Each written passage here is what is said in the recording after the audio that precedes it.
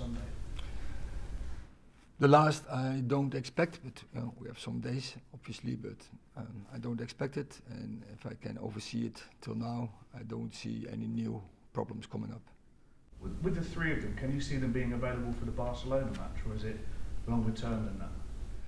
I think same answer is, I can't say for 100%, but I don't expect it. Erik, sorry, just going across. The injuries, obviously you've got some longer term ones, but is that a consequence of playing so many matches? And with the Barcelona games coming up as well, and then you've got an FA Cup game, could that have a detrimental effect on your season, because you're the only team that's still going for 4 things? Yeah. Injury, so if you see Christian Eriksen, you can't see that as an impact from the tough season, but it's a tough season with the World Cup in between, and a lot of load, I think overload from the players, and that's quite clear. And I think that process is already longer term going on, that the load on the players is too much. I mean, people spoke before the World Cup about the impact that the World Cup could have on the domestic season. Is it going to have an impact on Manchester United in terms of how you're able to train the players, the number of players you've got available, whether players are tired and you're going to have to push them through anyway? Yeah, but also, I say, Christian Eriksen, you can't put that under that reason. Martial, you can't put that under that reason. So it's also really individual how we can see it and how we find reasons why things happen, but also injuries, and that's if you play top football, you go across limits, and injuries were coming up. That's also a normal issue, I would say. I noticed with interest your comments regarding Jadon Sancho coming back last night, scoring. Obviously, Marcus Rashford has been reinvigorated this season, certainly his form coming back from the World Cup. I wonder how much pride you and your coaching staff take from working with young talented players like that and overcoming difficult situations and then seeing them succeed. That makes this job so exciting.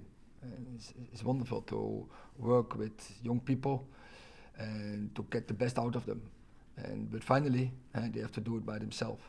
But sometimes, they need motivation. Sometimes they need a push. Sometimes they need interaction. Sometimes they need also inspiration of a plan.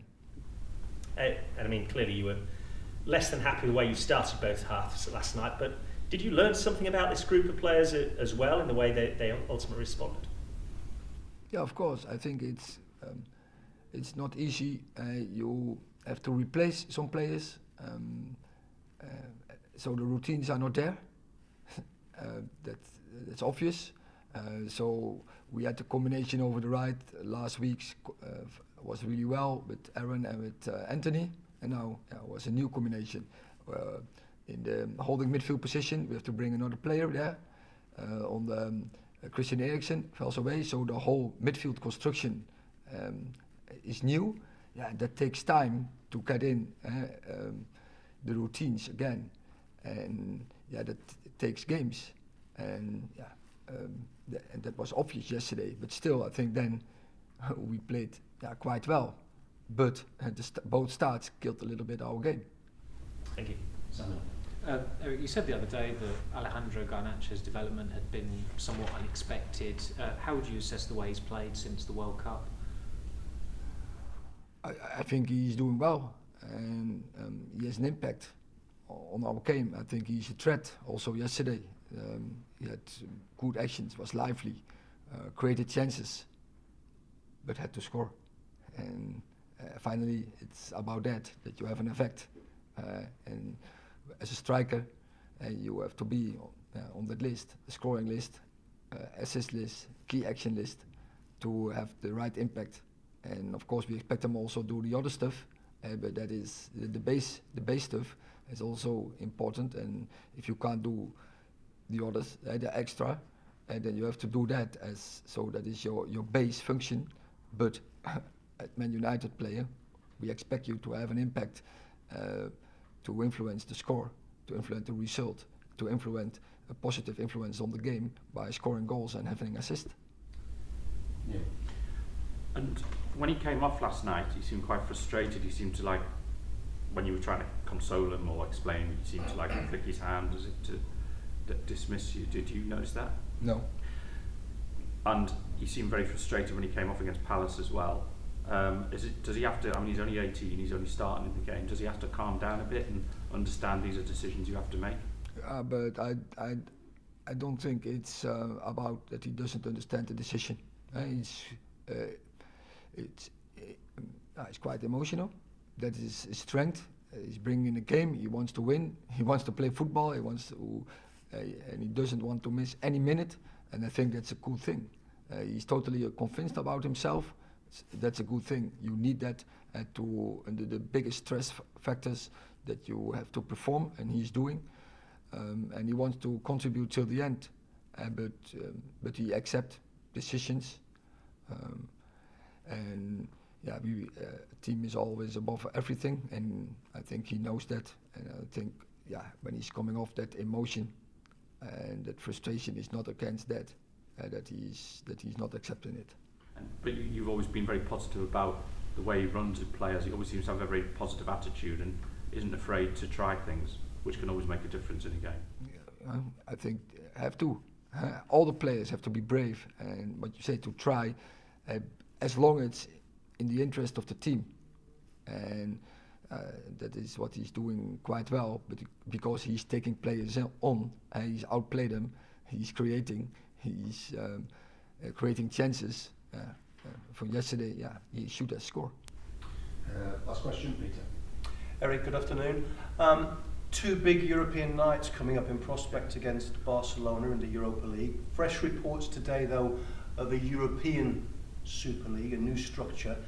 Where do you stand? Are you an advocate of the fact that European football has to move on and has to change, or are you a traditional supporter of the Champions League? I'm aware of the dynamic, what's going on in international football. But if I see if they're coming up new ideas, I have to have a look in it, and then I will make an opinion. So I'm not aware, because we're playing so many games in this moment. We have to develop this team. We have some problems with new players to bring in. So that's where my focus point is, and therefore I need all my energy. And about new European competitions, other people in this club will have a look in it and will inform me if the time is there, and if the moment is there, we have to make maybe decisions. But decisions is up to the club. But the current structure, though, no real issues with it as far as you're concerned. I think the current structure is good, but I think there will always be initiatives to make it better, to make the football better. And I think that's what life is. I think people always want to construct better, but which is a good thing, because if it's in favor of the football, it's always good.